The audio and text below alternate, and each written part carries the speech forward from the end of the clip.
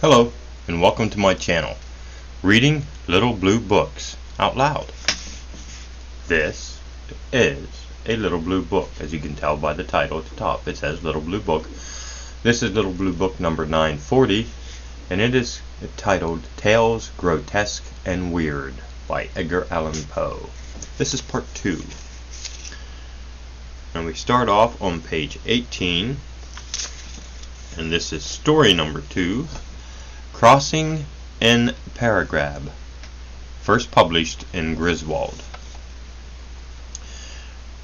As it is well known that the wise men came from the east, and as Mr. Touch-and-Go Bullethead came from the east, it follows that Mr. Bullethead was a wise man. And if collateral proof of the matter be needed, here we have it. Mr. B was an editor. Irrescribably was his sole foible, for in fact the obstinacy of which men accused him was anything but his foible, since he justly considered it his forte. It was his strong point, his virtue, and it would have required all the logic of a Brownson to convince him that it was anything else. I have shown that Touch-and-Go Bullethead was a wise man, and the only occasion on which he did not prove infallible was when, abandoning that legitimate home for all wise men, the East, he migrated to the city of Alexander the Great, Onopolis, for some place of a similar title out west. I must do him the justice to say, however, that when he made up his mind finally to settle in that town, it was under the impression that no newspaper, and consequently no editor, existed in that particular section of the country. In establishing the Teapot, he expected to have the field all to himself. I feel confident he never would have dreamed of taking up his residence in Alexander the Great Onopolis, had he been aware that in Alexander the Great Onopolis there lived a gentleman named John Smith, if I rightly remember, who for many years had there quietly grown fat in editing and publishing the Alexander the Great Onopolis Gazette. It was solely, therefore, on account of having been misinformed that Mr. Bullethead found himself in suppose we call it Onopolis for short. But as he did find himself there, he determined to keep up his character for obst, for firmness, and remain. So remain he did. And he did more. He unpacked his press, type, etc., etc., rented an office exactly opposite to that of the Gazette, and on the third morning after his arrival, issued the first number of the that is to say, the Onopolis Teapot. As nearly as I can recollect, this was the name of the new paper.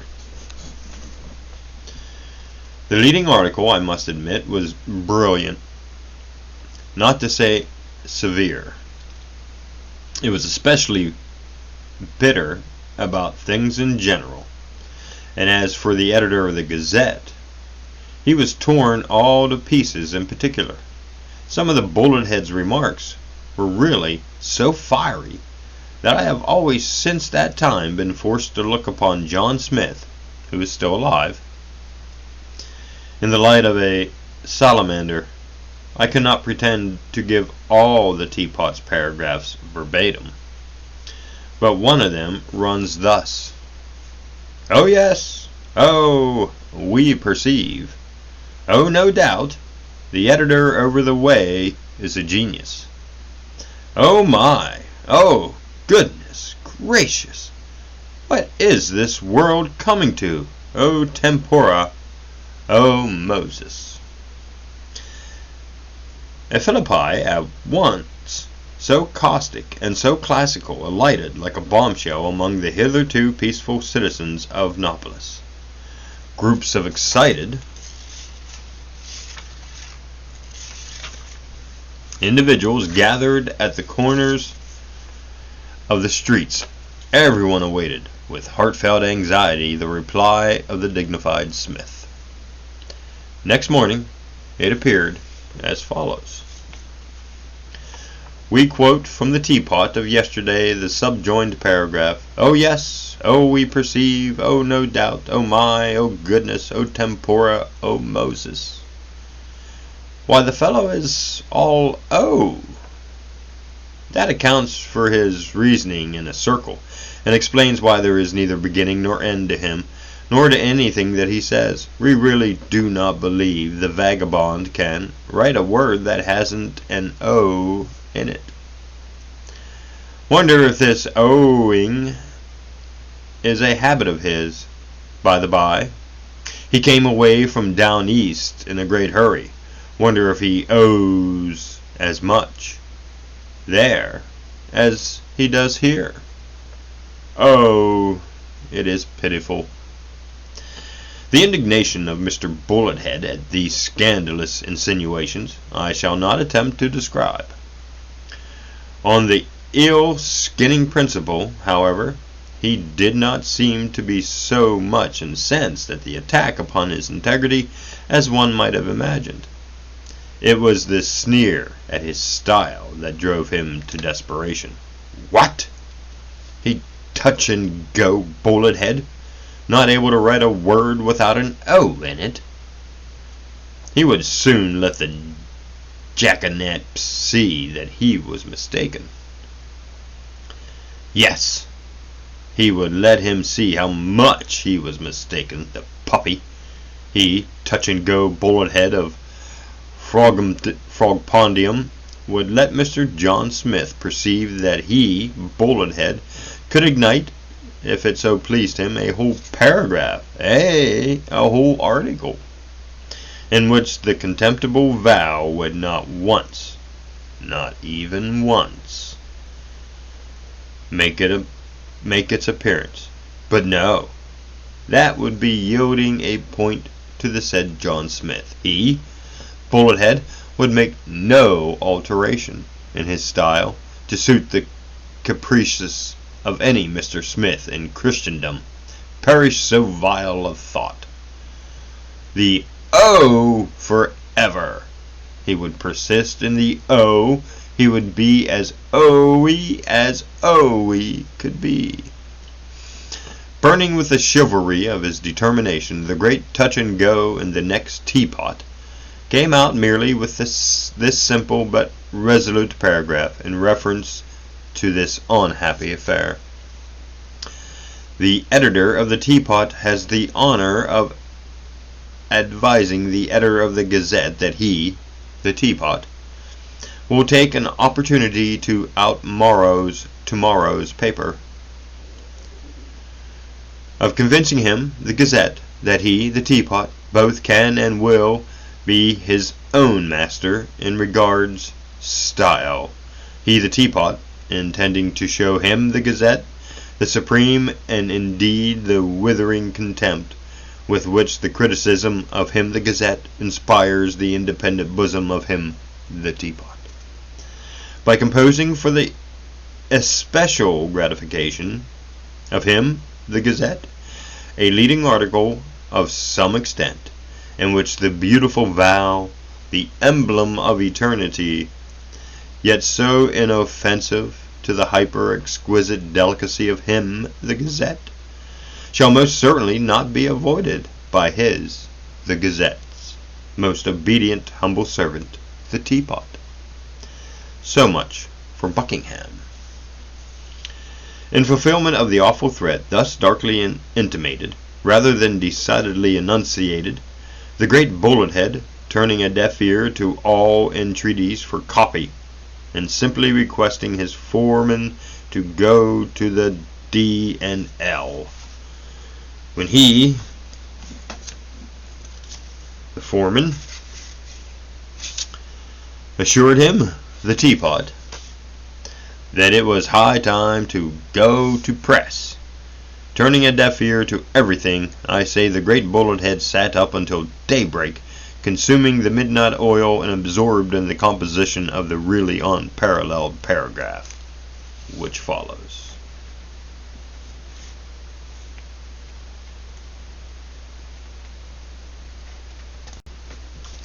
So ho, John. How now? Told you so, you know. Don't crow. Another time. Before you're out of the woods. Does your mother know you're out? Oh, no, no. So go home at once now, John, to your odious old woods of Concord. Go home to your woods, old owl, go. You won't? Oh, Po. John, don't do so. You've got to go, you know. So go at once, and don't go slow, for nobody owns you here. You know, oh, John, if you don't go, you're no homo, no. You're only a fowl, an owl, a cow, a sow, a doll, a poor old good-for-nothing, to nobody, log, dog, hog, or frog, come out of a Concord bog. Cool. Now, cool. Do be cool, you fool. None of your crowing, old cock. Don't frown so, don't. Don't hollow, nor howl, nor growl, nor bow wow wow. Good Lord, John, how do you look? Told you so, you know. But stop rolling your goose for an old pull about so, and go and drown your sorrows in a bowl. Exhausted, very naturally, by so stupendous an effort, the great Touch and Go could attend to nothing farther that night. Finally, composedly, yet with an air of conscious power, he handed his MS to the devil in waiting, and then, walking leisurely home, retired with ineffable dignity to bed.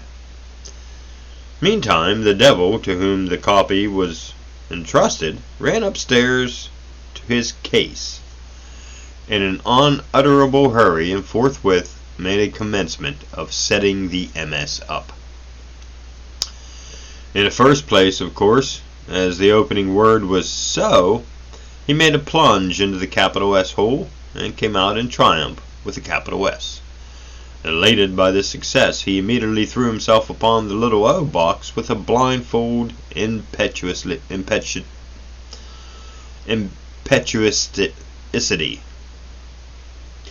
But who shall describe his horror when his fingers came up without the anticipated letter in his clutch? Who shall paint his astonishment and rage at perceiving, as he rubbed his knuckles, that he had been only thumping them to no purpose against the bottom of an empty box?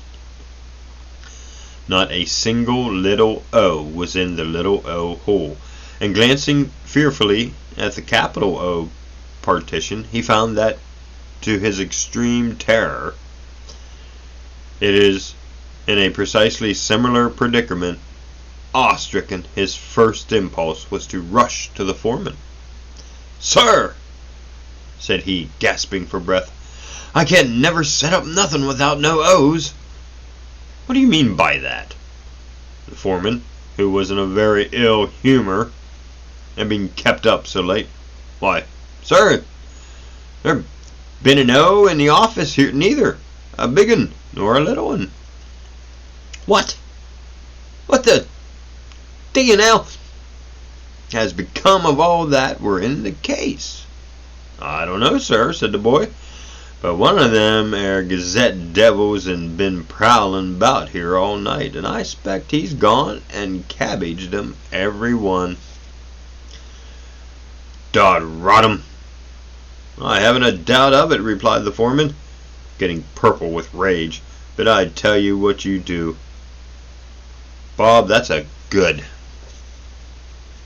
Tell you what you do, Bob. That's a good boy. You go over the first chance you get, and hook every one of their eyes. And damn them, they're izzards. Just so, replied Bob, with a wink and a frown. I'll be into them. I'll let 'em know a thing or two, but in the meantime, that 'ere paragraph must go in tonight, you know, else there'll be the devil to pay, and not a bit of pinch hot, interrupted the foreman with a deep sigh and an emphasis on the bit. It is a very long paragraph, Bob. Shouldn't call it a very long paragraph, said Bob. Ah, well then, do the best you can with it. We must get to the press, said the foreman, who was overhead and ears in work. Just stick in some other letters for O. Nobody's going to read the fellow's trash anyhow. Very well, replied Bob. Here goes it. And off he hurried to his case, muttering as he went, considerable veil. Them ear expressions particular for a man who doesn't swear. So I's to gouge out all their eyes, eh? And damn all their gizzards. Well, this here's the chap is just able for it to do it. The fact is that although Bob was but 12 years old and 4 feet high, he was equal to any amount of fight in a small way. The Exigence, E-X-I-G-E-N-C-Y, Exigence, here described, is by no means of rare occurrence in printing offices, and I cannot tell how to account for it, but the fact is indisputable that when the exigency does occur, it almost always happens that X is adopted as a substitute for the letter deficient. The true reason, perhaps, is that X is rather the most superabundant letter in the cases, or at least was so in old times. Long enough to remember the substitution in question, an habitual thing with printers. As for Bob, he would have considered it heretical to employ any other character in a case of this kind than the X, to which he had been accustomed. I shall have to X this ere paragraph, said he to himself, as he read it over in astonishment, but it's just about the awfulest OE paragraph I ever did see, so X it he did, unflinchingly, and to press it went, X'd. Next morning the population of Nopolis were taken all aback by reading in the Teapot the following extraordinary leader. Sex Hex, Jonix Hexen Wexen, oh God, I can't read that. Everywhere there's no, there's next. There's no reading that. The uproar occasioned by this mystical and cabalistical article is not to be conceived. The first definite idea entertained by the populace was that some diabolical treason lay concealed in the hieroglyphics, and there was a general rush to Bullethead's residence for the purpose of riding him on a rail. But that gentleman was nowhere to be found. He had vanished, no one could tell how, and not even the ghost of him has ever been seen since. Unable to discover its legitimate object, the popular fury at large subsided, leaving behind it, by way of sentiment, quite a melody of opinion about this unhappy affair. One gentleman thought the whole an excellent joke. Another said that, indeed, Bullethead had shown much exuberance of fancy. A third admitted him eccentric, but no more. A fourth could only suppose in the Yankee's design to express, in a general way, his exasperation. Say, rather, to set an example to posterity, suggested a fifth. That Bullethead had been driven to an extremity was clear to all, and in fact, since that editor could not be found, there was some talk about lynching the other one. The more common conclusion, however, was that the affair was simply extraordinary and inexplicable. Even the town mathematician confessed that he could make nothing of so dark a problem. X, everybody knew, was an unknown quantity. But in this case, as he properly observed, there was an unknown quantity of X. The opinion of Bob the Devil, who kept dark about his having X'd the paragraph, did not meet with so much attention as I think it deserved, although it was very openly and very fearlessly expressed. He said that, for his part, he had no doubt about the matter at all, that it was a clear case that Mr. Bullethead never could be preserved, for he drank like other folks, but was continually a swiggin' o' that ere blessed ale, and as a material consequence, it just puffed him up savage and makes him cross in the extreme. And that is the end of Crossing and Paragraph.